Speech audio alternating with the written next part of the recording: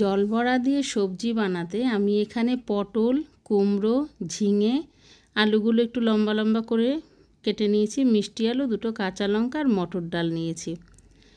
মটর ডালটা আমি আগের দিন রাতে ভিজিয়ে রেখেছিলাম। এবার গ্রাইন্ডারে দুটো কাঁচা লঙ্কা দিয়ে পেস্ট করে নেব, জল ছাড়া। অল্প একটু নুন দিয়ে এই পেস্টটাকে ভালো করে মেখে নিচ্ছি। এবার কড়াইতে একটু জল দিলাম গরম করতে, আর 1 চামচ নুন দিলাম। খুব ভালো করে গরম হতে সবজিগুলো দিয়ে দিয়েছি, অল্প একটু হলুদ দিয়েছি।